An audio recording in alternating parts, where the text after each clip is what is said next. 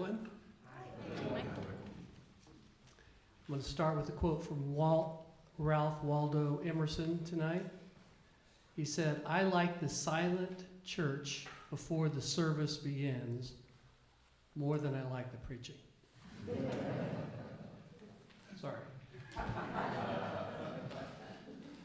So tonight I'm going to talk a little bit about inner silence, and I'm going to talk about presence and a bit about divine presence. And I'll start with inner silence and a quote from The Inner Life by Rufus Jones.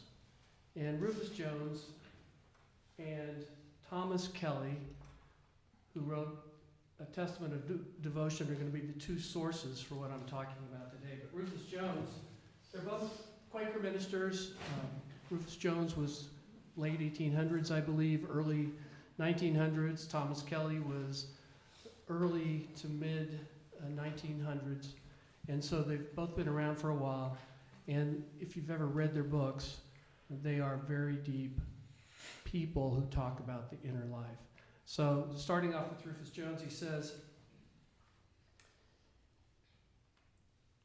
"We here pass over, as so often in Christ's teaching, from extrinsic wealth to intrinsic, from the wealth which men merely possess to the kind of wealth which they themselves be.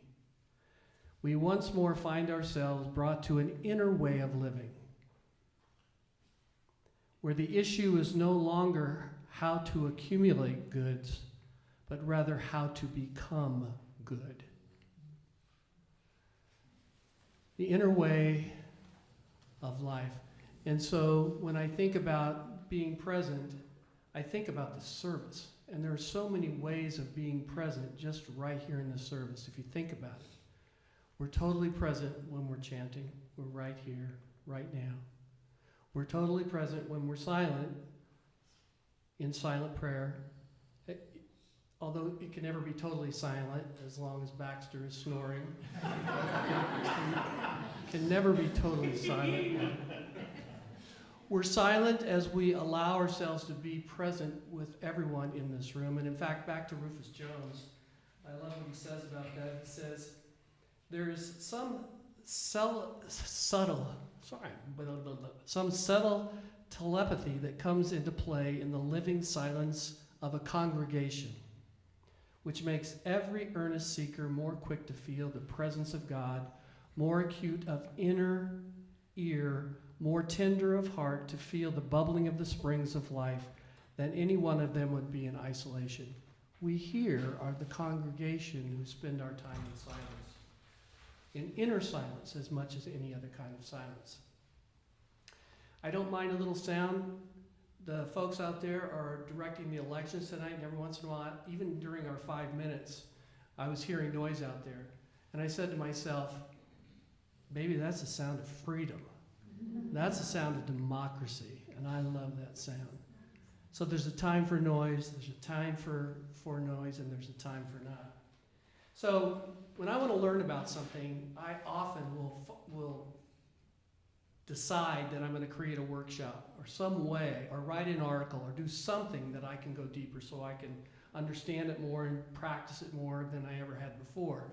I've done that at the Boise City Public Library, not a quiet library, numerous times. And so it's great because it's free. They offer it for free, and I get to learn, and I get to experience. My friends like Kevin shows up and supports me along the way. And it's just a really great experience. And I learned so much about everything I'm interested in. I've done about generosity. We've done something on haiku, gratitude, and humility, and on and on. But one topic I was very interested in was silence. And a lot of that's because my mind has ever had the problems of silence. It's never been able to be a quiet mind. Never. There's always rumination going on, always anxiety going on, always thinking about why did I do this, why didn't I do that, all those things going on. So I wanted to learn about silence. And so I started thinking about silence. And as I thought about silence, more and more I thought, well, what I'm not really interested in is silence per se, but in being present. Because even in being present, like totally right here, right now, being present here, there's sound, right? There's sound in nature as we walk. There's sound behind us here with beautiful music. And yet I can still be totally present right in this room. So I created a little model like I tend to do. And before I talk about the inner silence, I thought I'd just mention the various ways in which we can experience the present moment. And there's such a wide variety of ways in which we can do that. And so I divided it up into inner silence, which I'll talk a little bit about tonight. Outer natural silence, and they kind of overlap. Outer natural silence. Inner silence is inside ourselves, emptying our mind, being here totally present, trying to not let words enter and disrupt our brains while we're trying to breathe. Outer silence, the senses, touch, taste, feel, smell. We're looking at those right now in our contemplative discussion group with John O'Donohue this week.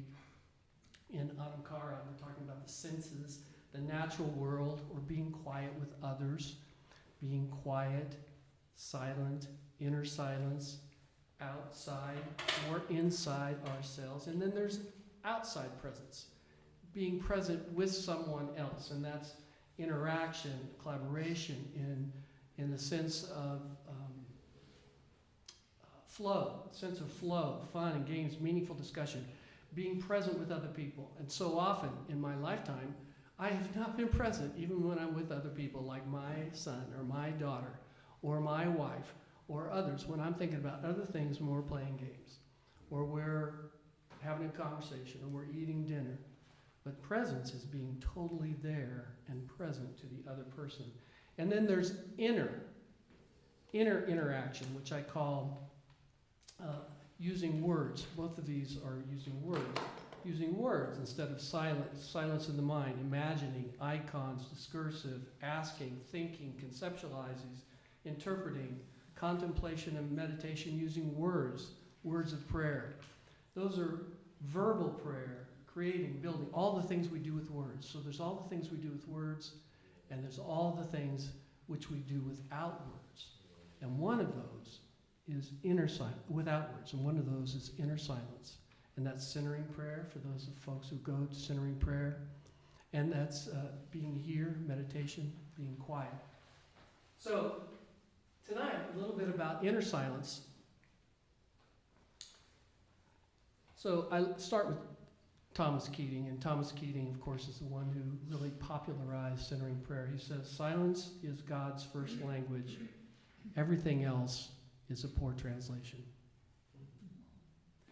So words, by their nature, we write them and we try to express reality, but they are reductionist in nature. They can't express the whole thing. We can only experience the whole thing. We can only experience the taste of a lemon. We can only partially describe it. And so silence is God's first language. Max Picard, who wrote this great book about silence, once said, you could have a world without words, but you could not have a world without silence. Silence is God's language.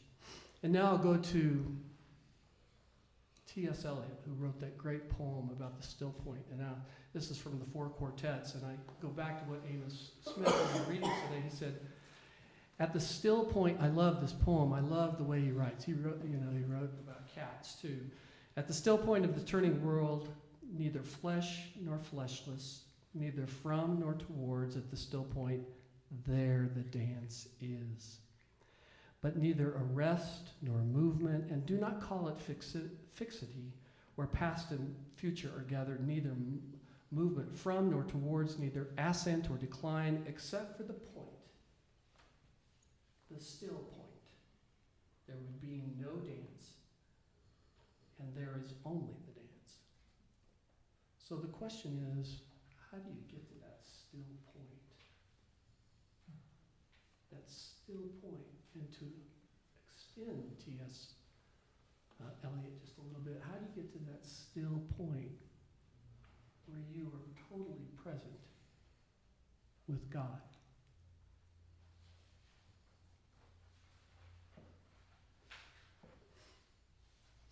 Thomas Kelly, Testament to Devotion, talks about the divine center and moving towards the divine center.